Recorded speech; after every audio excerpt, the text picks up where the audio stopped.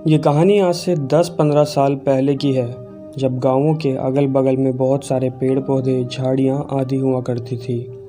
जगह जगह पर बसवाड़ी, मोवानी, बारियाँ आदि हुआ करती थी। गांव के बाहर निकलने के लिए कच्ची पगडंडियाँ थी, वहाँ भी मूंज आदि पौधे से घिरी हुई। ऐसे समय में भूत प्रेतों चुड़ैलों का बहुत ही बोलबाला था।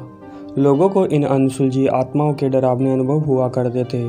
यहाँ तक कि ये रोए खड़े कर देने वाली आत्माओं के कुछ नाम भी हुआ करते थे, जो इनके काम या रहने की जगह आदि पर रखे जाते थे। जैसे पंडित जी के श्रीफल पर की चुड़ैल,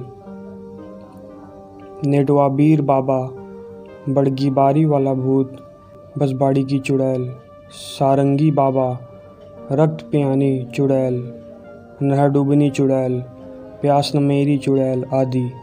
तो आइए आप लोगों को उस चुड़ैल से मिलवाता हूँ जो एक आम के बगीचे के कोने में स्थित एक बांस की कोठी में रहती थी।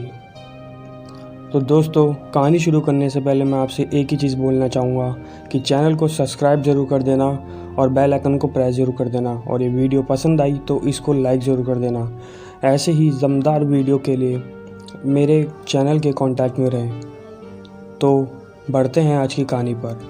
ये कहानी जिस समय की है, उस समय सारंग बाबा गबरू जवान थे। चिक्का, कबड्डी, दौड़ आदि में बढ़ चढ़ कर हिस्सा लेते थे और हमेशा बाजी मारते थे। अरे भाई, कबड्डी खेलते समय अगर 3-4 लोग भी उन्हें पकड़ लेते थे तो सबको खींचते हुए बिना सांस तोड़े सांगर बाबा लाइन छू लेते थे। सांगर बाबा के घर के आगे लगभग 500 मीटर की दूरी पर उनका खुद का एक आम का बगीचा था, जिसमें आम के लगभग 15 से 20 पेड़ थे। और इस बगीचे के एक कोने में बसवाड़ी भी थी, जिसमें बांस की 3-4 कोठियाँ थी। आम का मौसम था और इस बगीचे के हर पेड़ की डालियाँ आम से लदकर झूल रही थी। दिन में सांगर बाबा के घर का कोई व्यक्ति दिन भर इन आमों की रखवाली करता था, पर रात को रखवाली करने का जिम्मा सांगर बाबा का ही था। रात होते ही सांगर बाबा खाने पीने के बाद अपना बिस्तर और बस खटिया उठाते थे और सोने के लिए इस आम के बगीचे में चले जाते थे। एक रात सांगर बाबा बगीचे में अपनी बस खटिया पर सोए हुए थे, तभी उनको बसवाड़ी की तरफ कुछ आहट सुनाई दी। सांगर बाबा तो जग गए, पर खाट पर पड़े पड़े ही अपनी नज़र बसवाड़ी की तरफ घुमा दिए। उनको बसवाड़ी के कुछ बांस हिलते हुए नज़र आ रहे थे, पर हवा न बहने की वजह से उनको लगा कि कोई जानवर बांसों में घुसकर अपने शरीर को रगड़ रहा होगा और शायद इसकी वजह से ये बांस हिल रहे हैं। इसके बाद सांगर बाबा उठकर खाट पर ही बैठ गए और अपनी लाठी संभाल ली।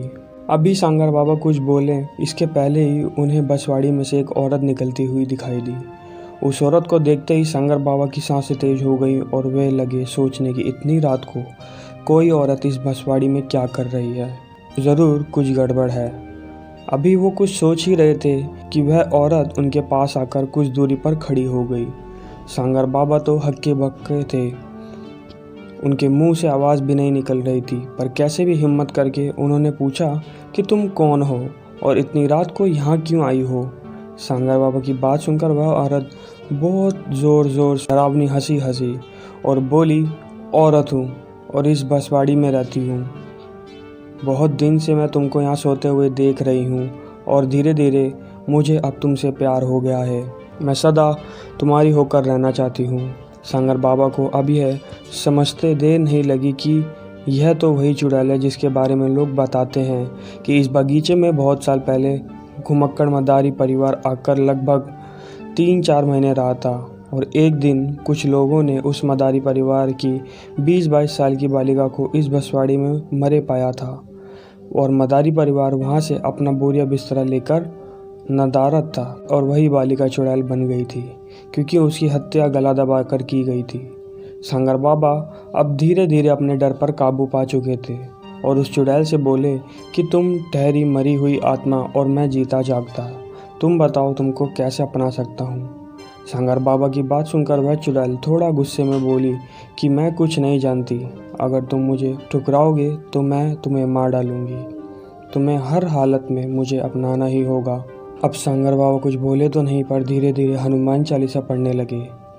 वह चुड़ैल धीरे धीरे पीछे हटने लगी, पर सांगर बाबा को चेतावनी भी देती गई, हर हालत में उनको उसे अपनाना ही होगा।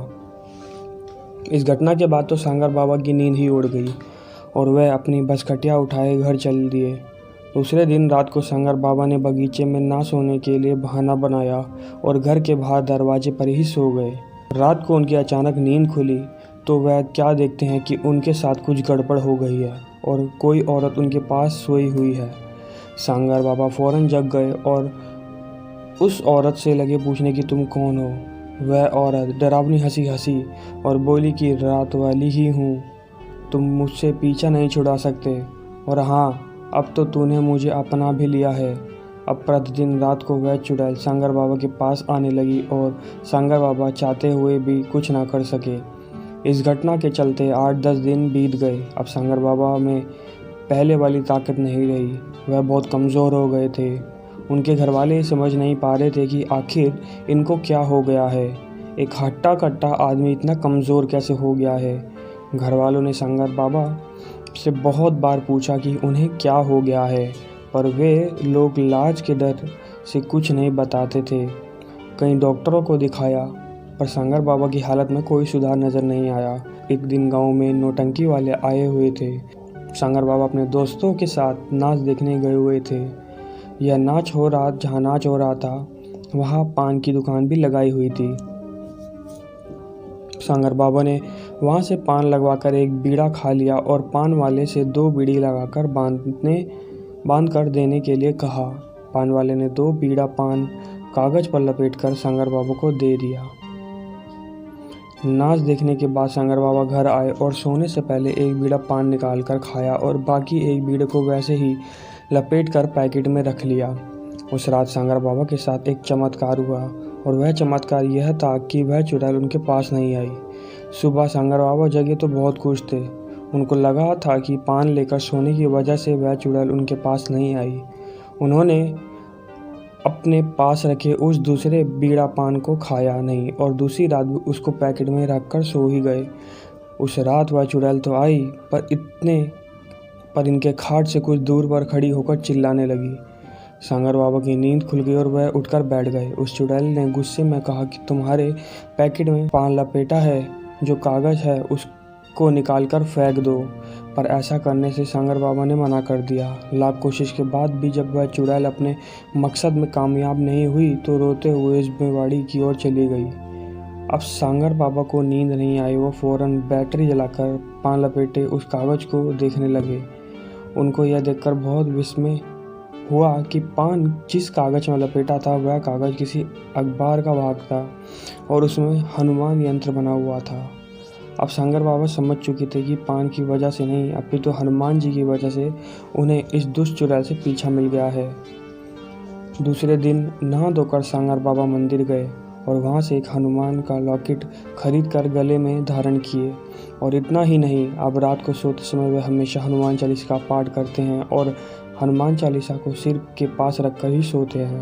और सांगर बाबा फिर से भले चंगे हो गए थे और अब आम के बगीचे में सोना भी शुरू कर दिया था। हाँ, पर जब भी अकेले सुनसान में उस बेवाड़ी की तरफ जाते थे तो उस चुड़ैल को रोता हुआ ही पाते थे।